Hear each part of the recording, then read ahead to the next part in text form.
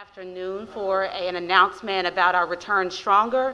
At this time, I'd like to get started, and I will introduce our fierce leader, a product of this great school district, our board chair of District 7, Board Chair Miska Clay-Bibbs.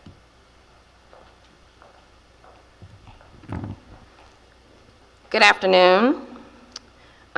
We are here on a Friday afternoon for an occasion that I think many of you have been wanting to hear about.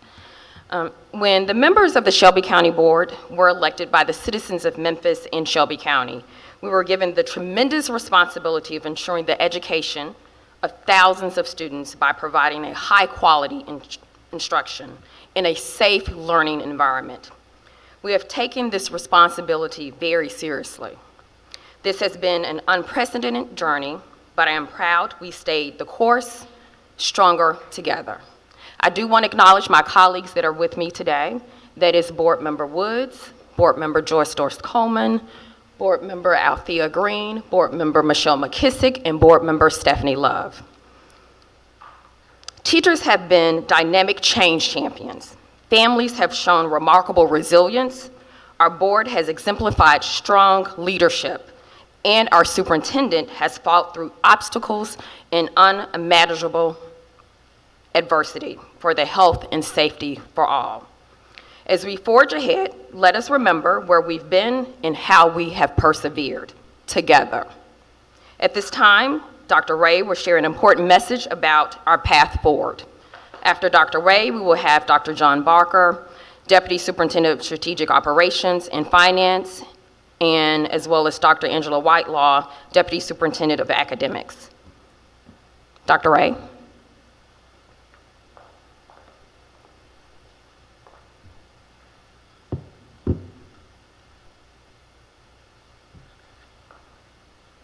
Good afternoon.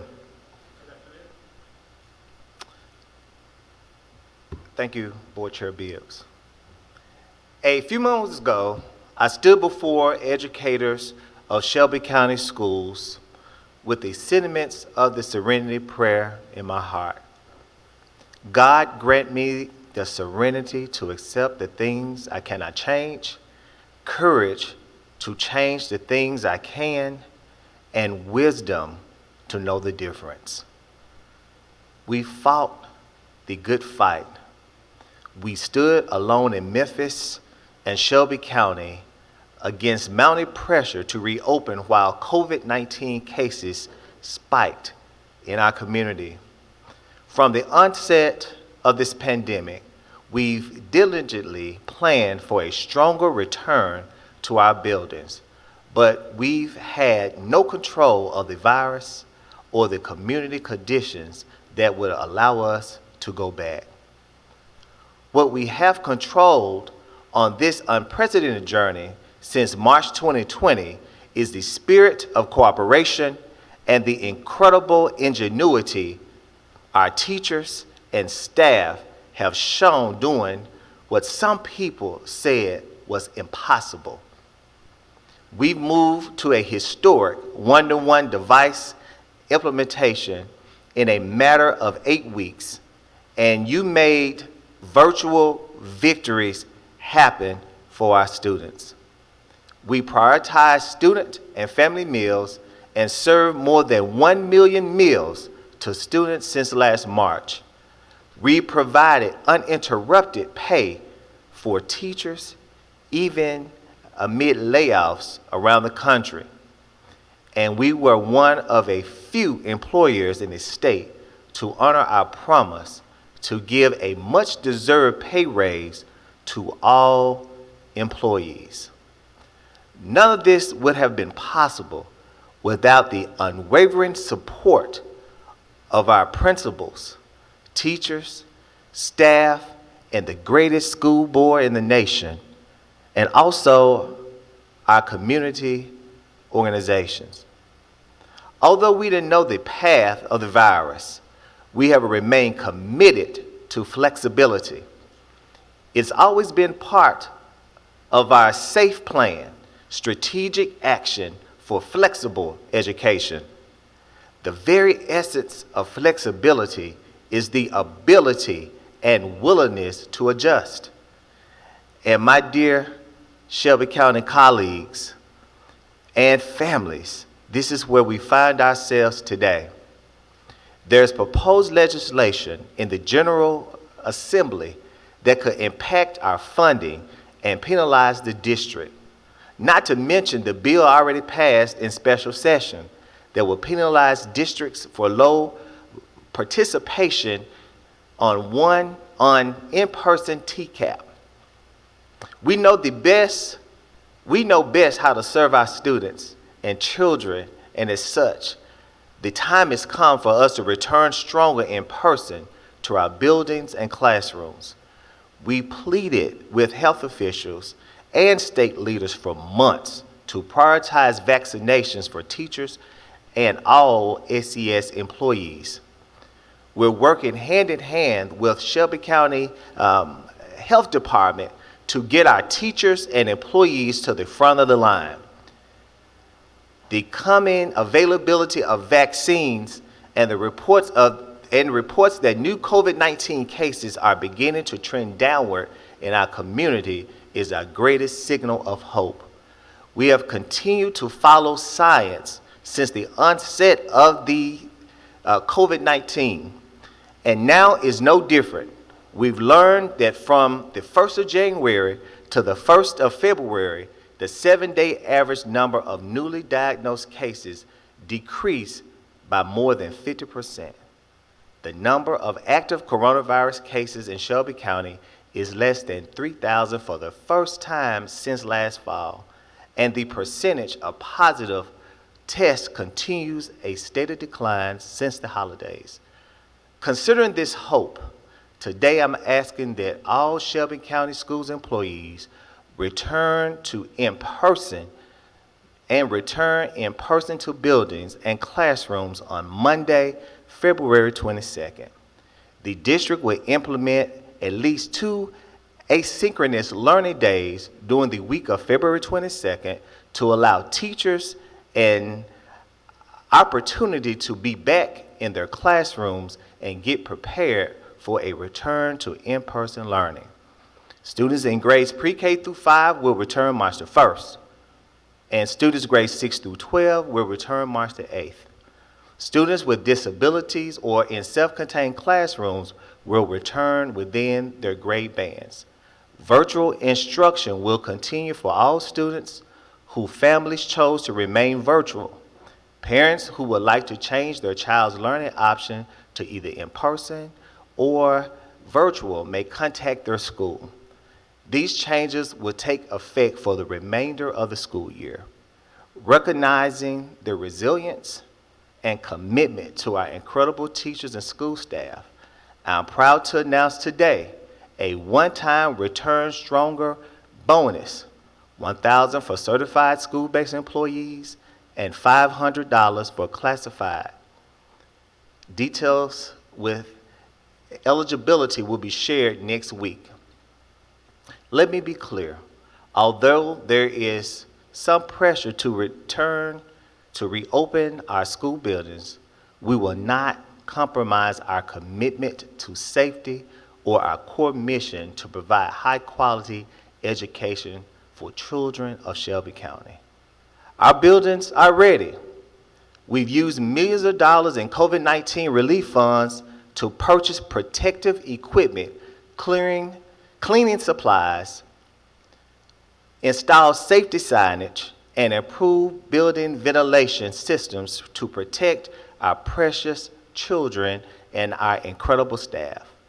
We are planning to dedicate ESSER $2 for COVID-19 testing with community partners and are exploring options to maintain safety and minimize burden for school teams. And any option for nasal swab testing will be voluntary and available for all schools. Here's what we know. As the largest school district in the state with more than 95,000 students and more than 14,000 employees, we have a long way to go yet in our fight to minimize the spread of the virus, and we will continue to support schools to keep staff and students safe. In the end, we as leaders must make the the best decisions in the interest of educators and most of all, our students. So I say to families, employees, and members of our great community, if I ever needed you before, I need you now to stand with me and this great school board as we return stronger. I need our community to stand with strength to accept the things we cannot change, the courage to change the things we can, and the wisdom to know the difference. And as I always say, we're stronger together. Coronavirus will not defeat us because we are 901. So, thank you. We're going to have Deputy Superintendent Barker, Deputy Superintendent of Strategic Business Operations and Finance.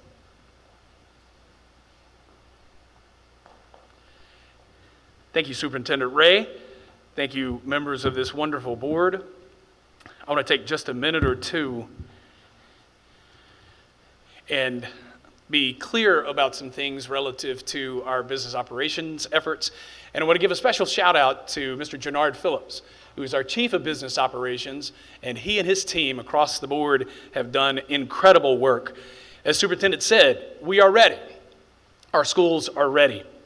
And what I want you to know this afternoon is that we have a message from Dr. Elisa Haushalter, and the Shelby County Health Department has been super supportive from the very, very earliest days. Dr. Ray, I remember that Sunday evening when we were on the phone with Dr. Haushalter when we had our first quarantine case at one of our elementary schools. Earlier that day, there had been a press conference, and Dr. Haushalter had said, coronavirus is in Shelby County. And then we were talking later that afternoon. It's like, okay, now we're going to have to do something about this. And then a little bit later on in the evening, Superintendent and I had the chance to be on the phone with Dr. Haushalter and County Mayor Lee Harris, and the coronavirus pandemic was absolutely up in the middle of everything that we were doing. Thanks to Superintendent Ray, and thanks to this board, and thanks to the work of all of our colleagues across the district, we are ready to come back for in-person learning as an option for students. So Dr. Haushalter sends this afternoon. She says, we have enjoyed a strong working partnership with SCS. We look forward to supporting SCS as they return to in-class learning. Lastly, we look forward to partnering to vaccinate the teachers and staff in the near future. What I want to tell you this afternoon is we have some new news coming out of the CDC, as you all probably are aware, for guidance for reopening schools. We will spend some time, Dr. Whitelaw, I think over the weekend, Chief Phillips, taking a look at that. It's 33 pages, very tightly packed words, and we'll be looking at that. But basically what it says is the proper mitigation efforts to help keep students and staff safe in schools is articulated according to what the Centers for Disease Control and Prevention has as its latest information. We look forward to following those CDC guidelines and continuing, but what I need you to know, though, is that Superintendent has already ordered one major change from the way that we used to do business. He instructed Chief Phillips and me and our partners not to continue with their practice of a run to empty protocol where you let soap run out in the dispenser before you refill, but actually refilling every day. That there will be soap always restocked. There will be paper towels always restocked. Hand sanitizer always restocked. So that's something that we're excited to talk about, especially for our teachers, especially for everyone who's going to be back in buildings, to know that there's going to be soap, there's going to be hand sanitizer. Masks are going to be available. We're going to encourage everyone to wear your own mask, bring your own mask, but we have emergency supplies, and we'll have those on buses and at schools as well. Face shields are optional. I know that Ms. McKissick tried one out at one of our meetings early on, but if teachers and school staff are interested in face shields, we'll make those available for everyone as well, and we'll provide gloves as requested as well. We have gloves as well. Again, we have abolished the practice of run to empty, and we are going to make sure that we have proper PPE, the personal protective equipment. We'll make sure that we have soap and hand sanitizer. What we're also going to do is do the distancing, and that's, when you think about those mitigation efforts, and Superintendent talked about this last Thursday night and laid out with the board and committee meeting and in the slide deck that you see here that's available online at scsk12.org, these 5 mitigation strategies. And what we know is that there are ways to, and the CDC hit on that a little bit today, there are ways to be safer, come back in buildings safer, and we'll practice those mitigation strategies. And one of those is distancing. It's actually the second bullet point there. But distancing, what we know in an 800 square foot classroom, in a typical kind of 800 square foot classroom, we're not going to have any more than 12 students. About 11 to 12 is the way to think about that at 6-foot social distancing. But what we know is that principals have already prepared their plans, and Dr. Whitelaw has a great group of principals out there across the district who have seized on the responsibility for making sure that their school is safe, making sure their teachers come back safely, making sure their students are safe in buildings.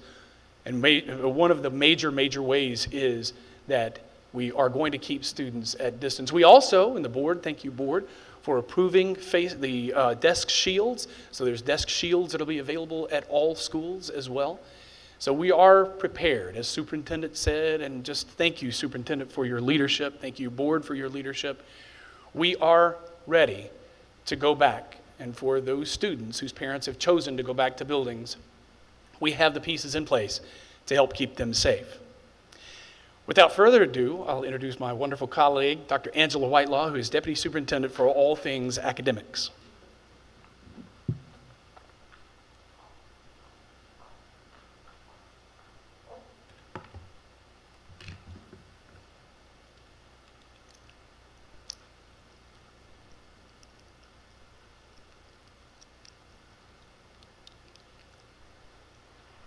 Good evening.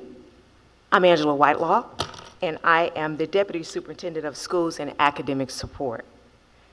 First, let me give a very special shout out, a very special thank you to 3 instrumental people who have been very instrumental in the pieces that we have moving inside of our schools. Our Chief of Academics, Dr. Antonio Burt, our Chief of Academic Operations and Support, Sean Page, and our Chief of Family and Community Engagement, Lori Phillips. So again, I say thank you.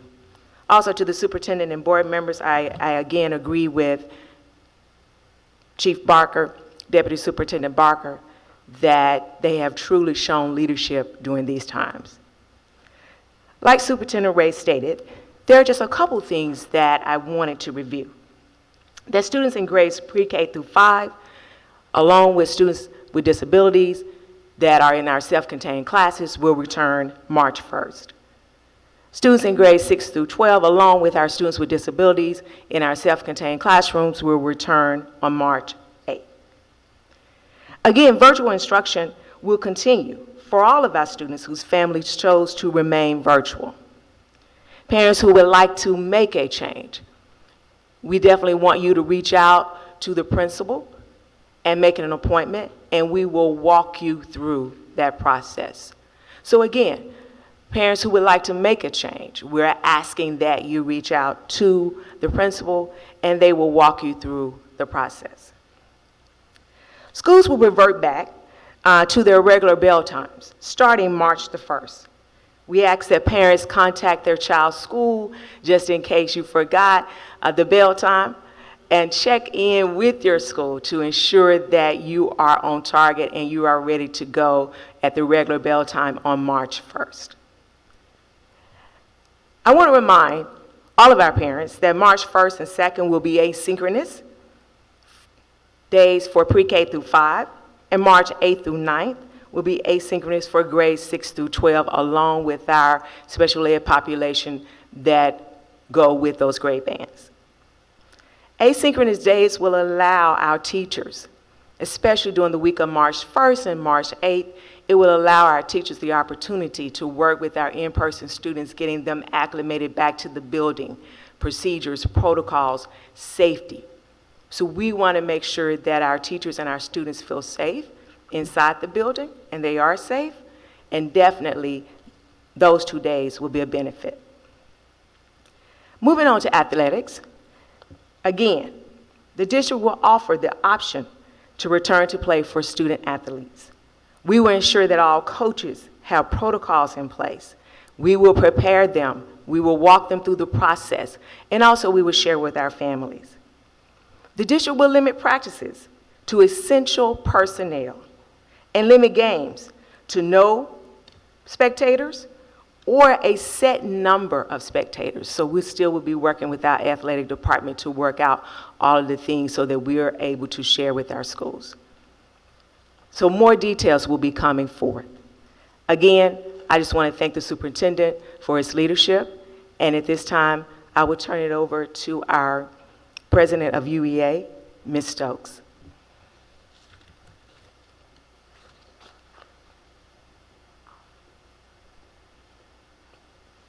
Thank you, Dr. Whitelaw.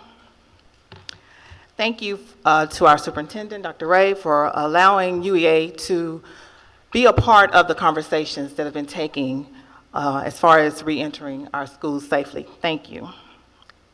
And thank you to the school board directors as well. We appreciate the collaboration and the partnership that we have with you all. Good afternoon. My name is Danette Stokes. I'm a second grade teacher at Robert R. Church Elementary School, and I am the president of the United Education Association of Shelby County. We are an affiliate of Tennessee Education Association and the National Education Association. I stand before my fellow educators in support and with understanding for the challenging circumstances we face as educators. As Dr. Ray stated, pending legislation could cause irreparable harm, thus directly impacting teachers and families. As you all know, the SCS School Board and Dr. Ray have stood alone as Tennessee's largest district when coronavirus cases reached record numbers here in Shelby County. Thankfully, our superintendent, Dr. Ray, has followed the science, and we are experiencing a downward trend of our new cases in our community. He's fought hard for vaccinations and has stood behind us during the most challenging times, and now it's critical that we stand behind his decision. I've toured some of the schools and saw firsthand how the district has implemented safety protocols and strategies to mitigate risk. I've shared some recent concerns of our members with Dr. Ray regarding reentry, and I've been reassured that we are ready to reenter safely. Educators, we are in this together. Please know that our superintendent has listened to educators. We have been at the table.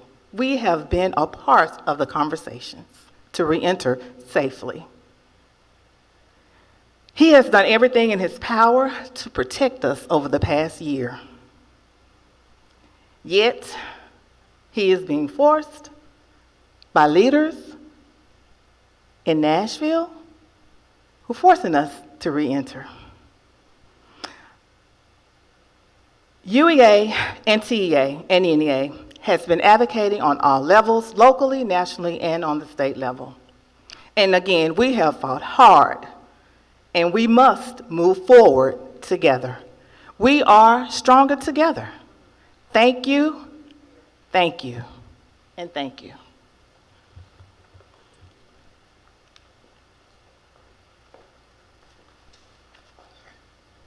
Thank you, Ms. Stokes. Before I answer questions, I want to recognize Mr. Charles Newborn. He's the president of the Principals Association. He's the principal of Brownsville Road, the elementary school right here. And I can't say enough about the tireless efforts that the 9-member school board and just the efforts they've given the last year around this virus and the level of support. I talk to superintendents across the country, and probably on a daily basis, and I can't say that they receive the level of support that I've received. I have a great school board who gives me that opportunity to lead through the moment. All decisions, when it comes to opening and closing, I share with the board, and we talked through those things. And I just want to say thank you to the best school board in the nation. Without you, I couldn't do this work. So again, thank you. And just thank everybody, Ms. Stokes, your partnership and your support. Ms. Stokes, she asked me the tough questions. And she asked me the questions that teachers want to know.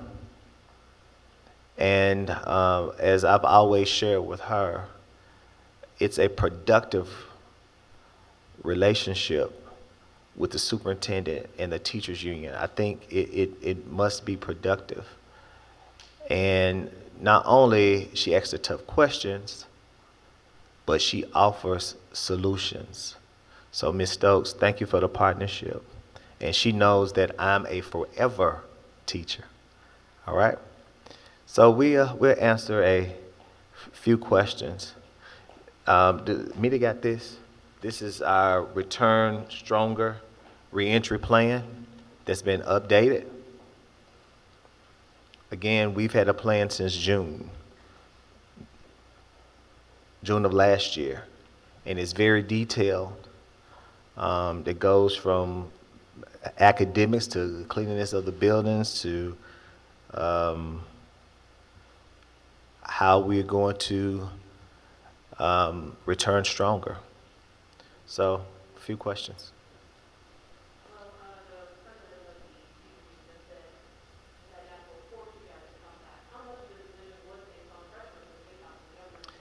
You know, let me say this. We've always said we will follow science, and I think we've done that. As you know, Dr. Haushalter, which is the Director of Health Department, mentioned last week that she shared with the County Commission that schools are safe to open. So again, we have a great partnership with the Health Department. But also, we went through the data, we talked to the board, and our school district believe in choice, and it's maybe 28 to 30,000 parents who wants the in-person choice. And we know we've done everything in our power to ensure that our schools are safe.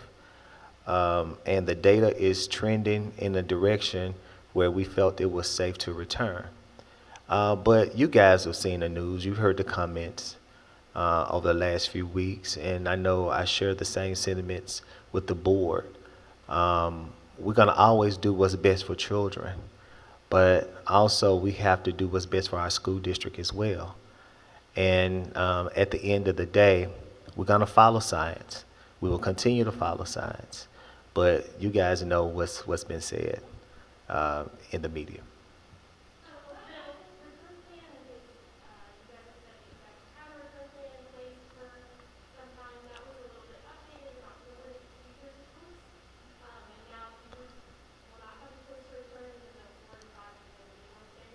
Right.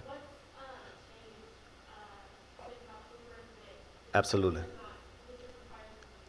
You know, great question. What's changed is we can't do this work without teachers. We looked at every aspect to try to give teachers choice. I wanted to give teachers choice, but we need our teachers to do this work effectively. That's the sentiment I shared with the board. The board, you know, we discussed it, and even the board, we try to figure out every way to give teachers that choice. But our teachers, they understand, and we want our teachers in front of our students. And we've done everything in our power to ensure a safe return for our teachers as well. But not only that, we wanted to give them a one-time bonus for our teachers. I know that's one thing that the board really talked about and pushed, because we appreciate our teachers. Our teachers have been teaching since August 31st. So we've been back in school, let me be clear. And anybody suggests that we aren't, they haven't visited a virtual classroom. Because our teachers are doing a phenomenal job. And they're doing everything in their power to ensure the success of all students.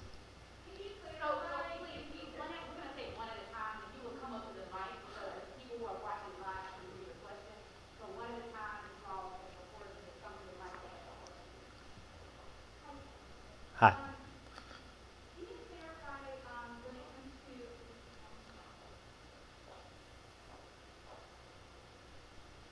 this on now?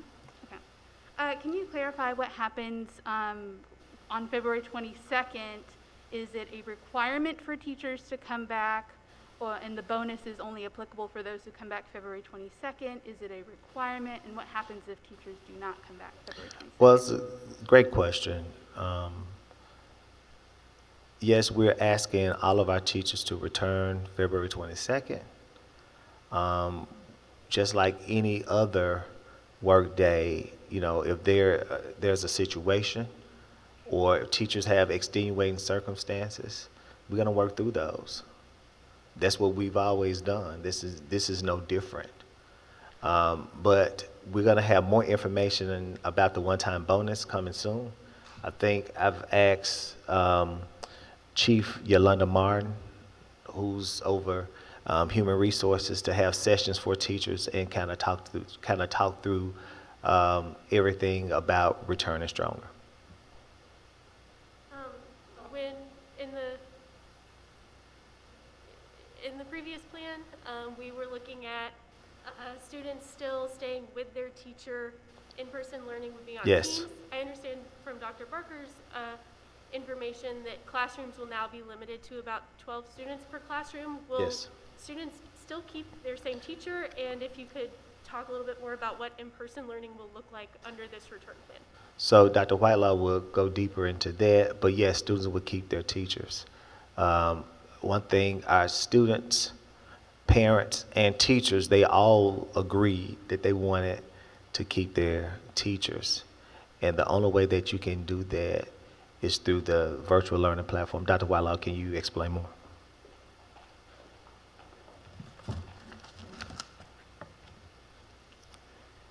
Superintendent Ray, definitely inside of your book, I'm also going to put it on the screen. How will a teacher's day look? And it goes step by step, talking about how to look for whole group synchronous learning, for how the teacher will continue to work with the students that are in person and the students who are virtual. Because again, what I want to definitely stick up in that we will continue to use Teams.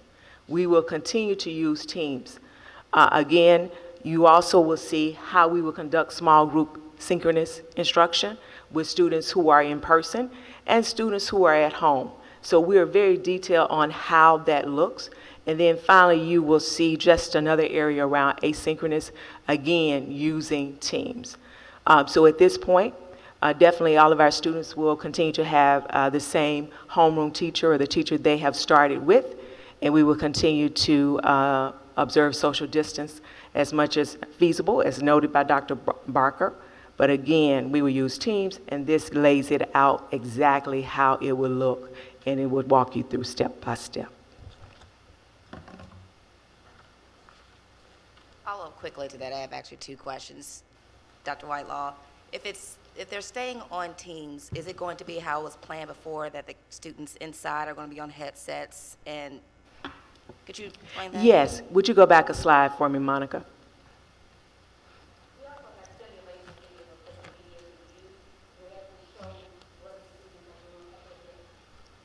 So again, we have infographics as well as a video, as Jarek has stated.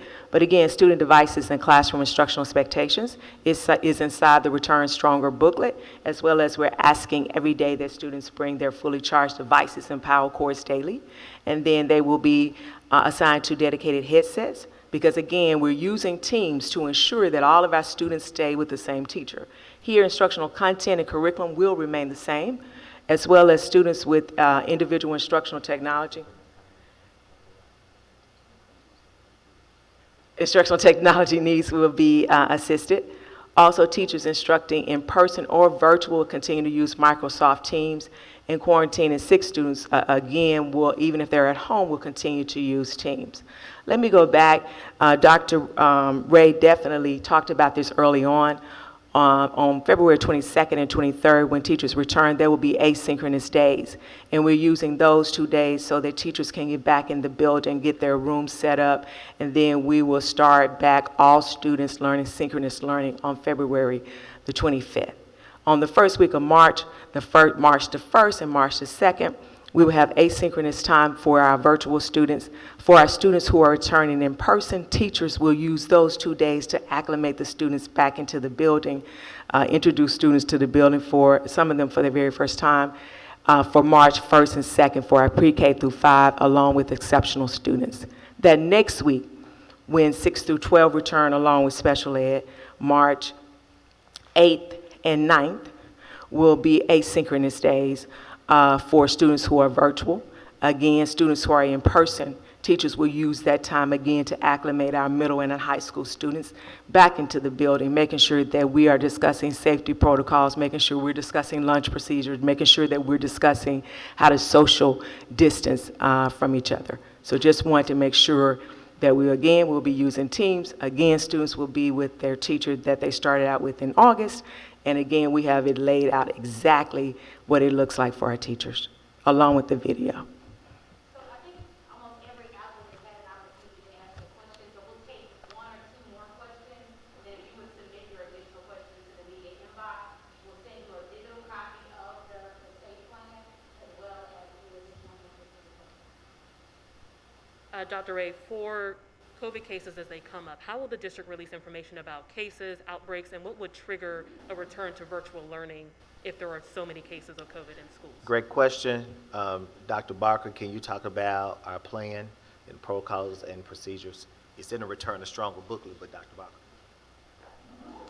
Thank you, Superintendent. Thank you for that question. One of the things that we've been doing, even since the beginning of the pandemic, is partnering with the Shelby County Health Department on this specific issue. So there have been cases that we have worked with them on, with people being back in buildings. We report each week to the Tennessee Department of Education on their website. So we are tracking and we're sharing information as we can, but it's a partnership and we want to make sure that that's clear. What we do have, as Superintendent pointed to, is in that booklet that you all have, there's the clarity on the outline of how that works, but absolutely continuing with our work with the Shelby County Health Department. And we can't say thanks enough to Dr. Haushalter and their team for helping us with contact tracing, with our efforts of knowing how to proceed in the protocol. But a big shout out to our risk management department, Anthony Crone and Nurse Patricia Bafford, who've been excellent, excellent partners in the work as we've gone through these last several months. Dr. Ray, this time of year is always focused on TCAP testing. Based on the state legislation, how do you feel about being able to get enough students in school to meet those requirements for state legislation? Well, you know, the team and I, we've discussed that matter in detail. You have to have 80% of your children tested. We've talked about the comfortability of our parents to return in person. Many of our parents, as you know, chose the virtual option. Almost 80% of our parents chose that option. So between now and I think the end of April or early May, in May, you know, we're going to continue to work with our parents. Parents will see how students in person return and that they're safe. We're going to have parent meetings to really discuss. We want the children there to be tested. If not, the district will be penalized. And one thing about our parents in this community, you know, they understand that we're stronger together. And it's incumbent upon us to ensure the safety of students and for parents to feel comfortable with their children coming to take the state standardized test. Now, let me say this. We've had, in the fall, I think, ACT 11th graders had to come to school, and we had a run with them. They returned, we social distanced, spread out, did what we needed to do to ensure safe testing. And we're going to do the same to get students back in classes, to take the test, spread out, and we're going to do what we have to do to ensure safety and to increase the parents' comfort for sending the students back. I just have one question. When should parents decide if they want their child to ride the bus? Say it again, I'm sorry. Ride the bus? When should they make that decision, if they want their child to ride the bus? So next week we're having meetings with parents, and at that time, just like with any normal school ops, right? Our parents make that selection, but we'll have a meeting with our parents. We know right now what schools, what children at the particular schools. We work with transportation to ensure the safe to and from school travel.